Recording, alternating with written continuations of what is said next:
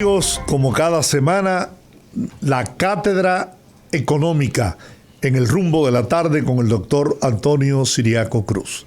Próximo decano, óigalo bien, repito, requete repito y no se equivoque. Así es. Próximo decano de la Facultad de Ciencias Económicas de la Universidad Autónoma de Santo Domingo.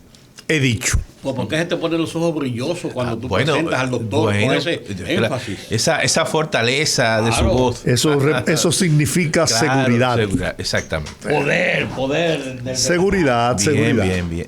Tú sabes que escuchándolo a ustedes y escuchando a los radioescuchas, ¿no?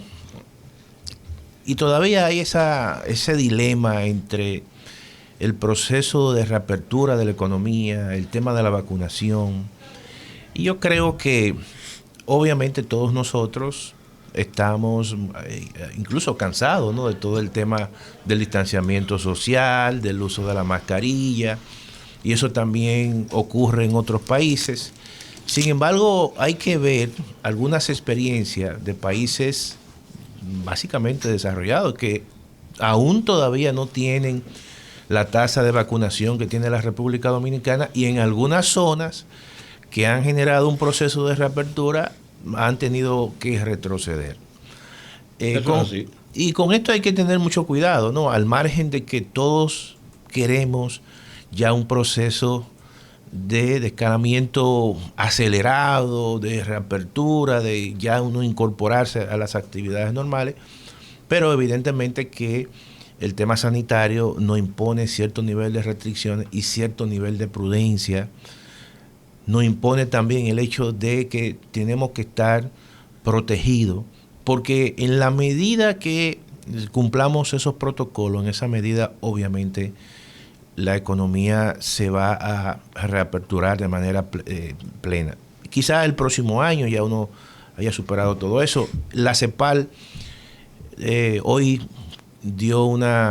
presentó un informe sobre la recuperación económica, su último informe, y dice que la recuperación en la mayoría de los países latinoamericanos es muy asimétrica.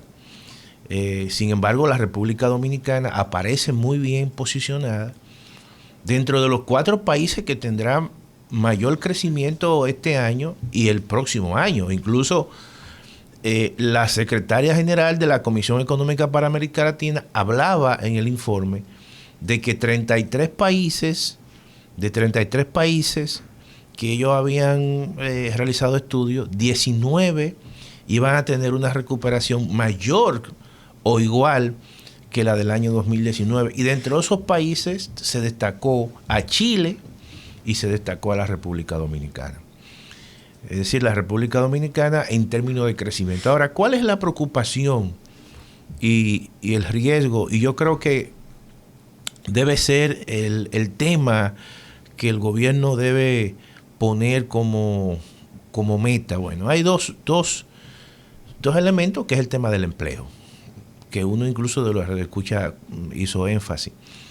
El informe del Banco Central, el más reciente, que es del trimestre enero-marzo de este año, cuando comparamos con enero-marzo del año 2020, todavía aparecen alrededor de más de 200,000 personas, trabajadores, que no han podido recuperar sus empleos.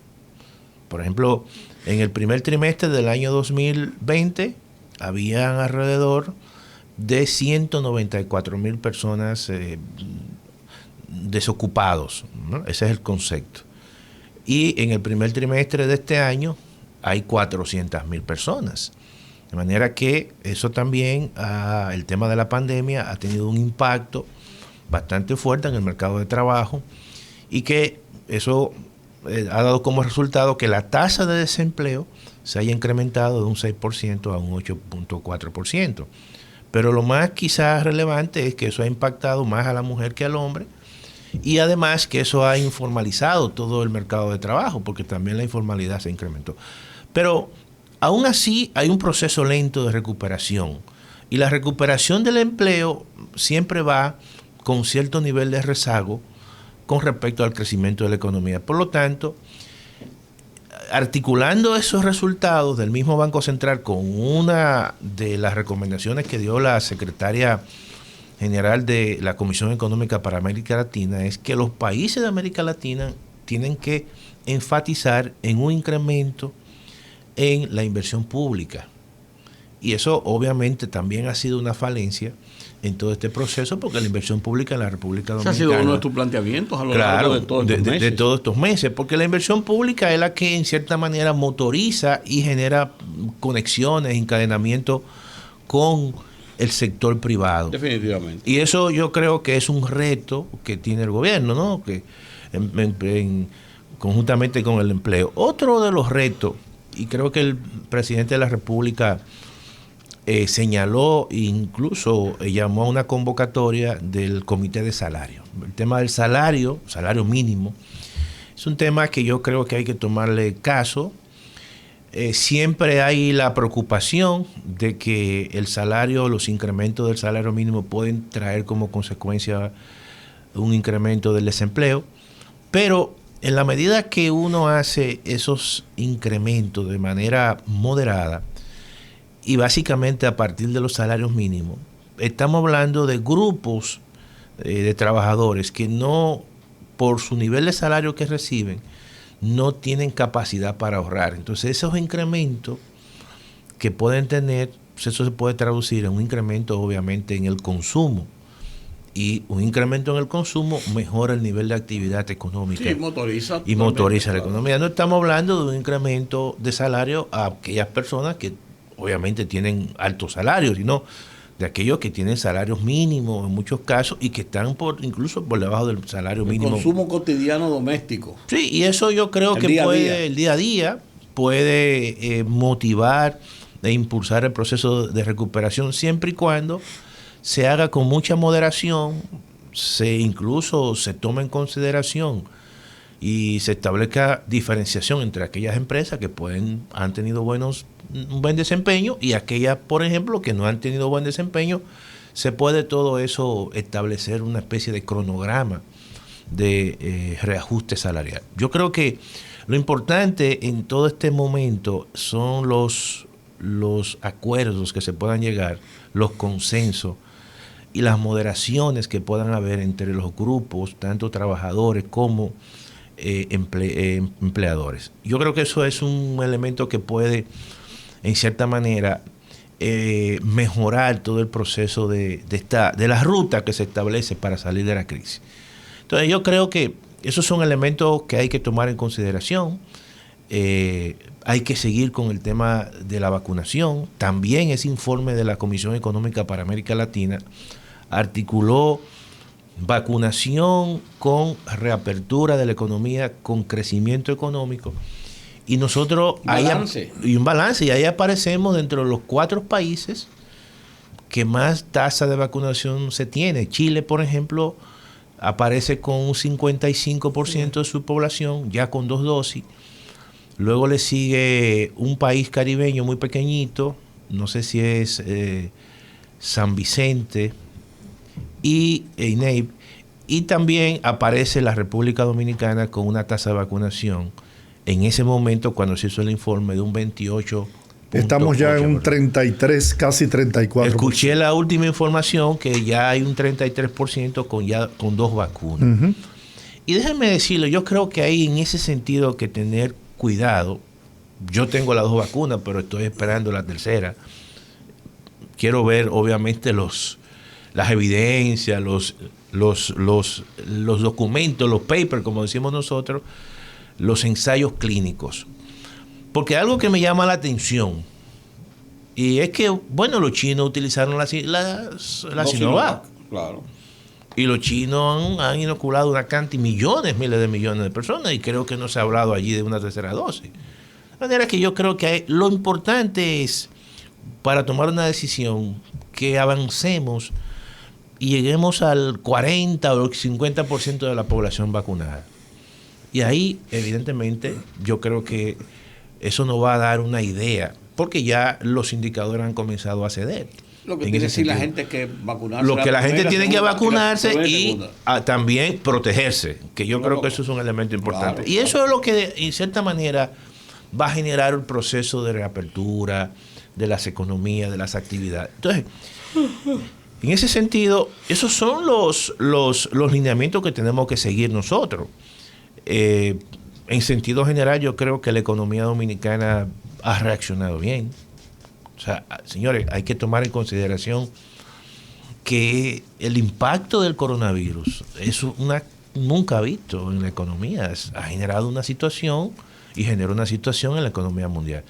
Sin embargo, hay que tener cierta prudencia. El informe de la CEPAL habla de que a partir del año 2022 el crecimiento se va a ralentizar en América Latina. Es decir, va a retomar un crecimiento incluso por debajo del nivel del año 2019 a nivel promedio. Por ejemplo, ellos hablan que este año en promedio América Latina tendrá un crecimiento de 5.5, si mal no recuerdo. El 18 le estaban dando era un 2 claro. Y pico. Y luego entonces en el 2022 retoma ese crecimiento más o menos a ese nivel, Rudy, y habla de 2.5, 2.5. Sin embargo, la economía dominicana y la economía chilena van a tener un crecimiento muy parecido al crecimiento del año 2019, de 5.5. Y Panamá también. Panamá. Lo que pasa es que ahí hay que ver lo que son las inversiones en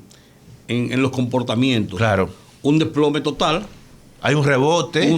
Entonces un renacimiento total. Claro. Entonces hay que buscar puntos de avenencia para acomodar a la realidad. A mí, y lo dije al inicio del programa, cuando comenté el mensaje del presidente anoche, yo creo que ciertamente la economía de los sectores, principalmente restaurantes, claro, de los sectores de servicio, y más que de entretenimiento, claro, que son, mira, vespertinos y nocturnos.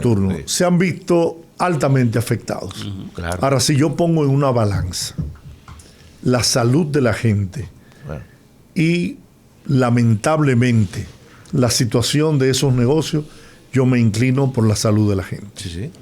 Entonces, yo pienso que lo que el presidente había planteado en principio, de que las provincias que llegaran al 70% de su población vacunada con las 2 dosis, tendrían la gran posibilidad de levantarse el toque de queda, era lo ideal. Ahora, este próximo miércoles tendremos un nuevo horario. El otro miércoles prácticamente una apertura casi total. Y yo no sé. Ojalá que la gente valore esa decisión que ha tomado el presidente de la República, el gobierno, y no se aloque, como se dice en buen dominicano. Y sigan conservando la ecuanimidad, la distancia, la protección con su mascarilla, el alcohol. Yo ando con este pote de alcohol y usted también, Rudy, como si fuera mi arma de reglamento. Así es. Ojalá que la gente entienda y valore esto. Es un riesgo que nos estamos corriendo. Así es. Es un riesgo. Pero déjame decirte lo siguiente, la gente no se imagina. Por ejemplo, en el caso de Estados Unidos, la economía más poderosa, quizá una de las más competitivas, una de las que más invierte en investigación y desarrollo, con los mejores centros de investigación. Aún así, el número de personas fallecidas por el coronavirus, señores, ha sido algo que asombroso, que uno no se lo imaginaba en un país como los Estados Unidos. Claro. Entonces, todo esto es como que el que está en esta situación es un malabarista que está cruzando y por un lado tiene la economía y en otro brazo tiene el tema de la pandemia. Entonces está pasando como cruzando de un edificio, no sé, de 100 pisos a otro de 100 pisos. Entonces en el aire. O sea, hay que reconocer eso. Entonces, ¿cuáles son los costos que tenemos nosotros y las economías? Los costos que han tenido. Son gente que se han muerto. que se han muerto precisamente Doctor, por la situación de la recuerde, economía. Pero Brasil, por doctor, ejemplo, ¿cuántos muertos ha tenido Brasil? Recuerde, Todos los muertos del mundo. Recuerde en Estados Unidos dónde almacenaban los cadáveres. Claro. En contenedores, porque no había dónde, no había morgue dónde ponerlos. Claro. Y Estados Unidos tuvo, cuando llega Biden, dice, no, espérate, nosotros tenemos que vacunar a nuestra gente. Hasta el día de hoy están vacunando, están utilizando su propia vacuna y han dicho, hasta que no vacunemos el 50, 55, 60, no le damos vacuna al resto de los países. Y la gente han empezado a soltar, porque aquí están llegando Pfizer, ¿no? ya semanalmente Pfizer. Pero avanzaron en ese proceso. Bueno, Porque la no prueba es es tan que fácil. Estados Unidos en estos momentos está prácticamente retornando a la normalidad. A su proceso normal, correcto. Entonces, hay que ver eso. Yo creo que en ese sentido el tema no es tan fácil. Nosotros vivimos en una democracia o aspiramos a estar en una plena democracia, pero en Asia, por ejemplo, por la tradición que hay de cumplir con la jerarquía, bueno, la situación era o sí. Y la gente tenía que utilizar y obedecer, obviamente, a todo el proceso de orden, de reglas, ¿no? Para contener el tema de la pandemia. ¿Fueron exitosos? Claro que fueron exitosos. ¿Qué es lo que nos pasa aquí? Pero el problema es también tuvieron que ser un poco fuertes. Apartándonos ya de la situación crisis económica producto de la pandemia, me gustaría que se refiriera a las consecuencias que puede tener para la economía dominicana la crisis que hay hoy en el hermano país de Haití. Tú sabes, Georgie y Rudy, que el tema haitiano es un tema que va a siempre estar presente para bien o para mal. Y todos sabemos las condiciones de Haití. Todos sabemos el tema migratorio, la presión migratoria que permanentemente hay sobre el territorio norteamericano, dominicano. Todos sabemos que aquí hay sectores como el sector de la agricultura o el sector de la construcción que demanda también mucha mano de obra de origen haitiano.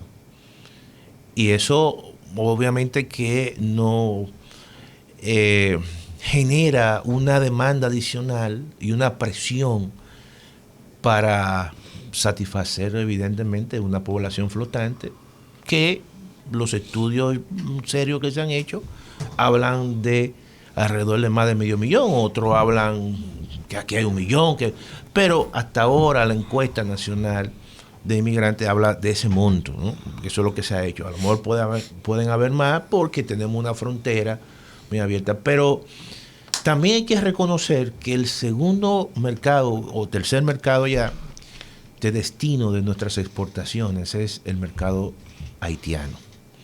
Y que tradicionalmente aquí, incluso con mediciones muchas veces que no son tan robustas por las características mismas de informalidad que se dan en los mercados binacionales, pero las informaciones que están registradas por la Dirección General de Aduana, que básicamente la contabiliza, estamos hablando de un intercambio comercial de $1,200 millones. Bueno, siempre he escuchado que es el segundo socio comercial sí. nuestro. No es el segundo socio, sino el segundo mercado de destino de nuestras exportaciones, porque cuando hablamos de socio comercial, estamos hablando de un intercambio comercial donde tú sumas las exportaciones que tú realizas, las importaciones. Como nosotros exportamos relativamente mucho a Haití, pero importamos poco, entonces cuando tú sumas ambas... Bueno, nosotros importamos pocos artículos. No, de Haití. Pero muchos ciudadanos haitianos. No, claro, pero son consumos que básicamente y demandan productos nacionales. Entonces, en el caso, por ejemplo, de China, que sí, China es el segundo socio comercial porque exportamos poco, pero importamos muchísimo de China. Entonces, eso desplazó a Haití. Pero aún así es un mercado cautivo para la República Dominicana. ¿Por qué? Porque lo que exporta la República Dominicana a Haití, bueno, productos agrícolas, pollo, avícola, huevos, productos, por ejemplo, agroindustriales, pasta alimenticia. Pero se dice que mercado de bilateral genera unos 100 millones de pesos mensuales, ¿no? Sí, mensuales. Estamos hablando de 1.200, o sea, millones de dólares al año. Y eso es básicamente ese intercambio. Pero lo que yo te quiero decir que es muy fácil para el exportador dominicano.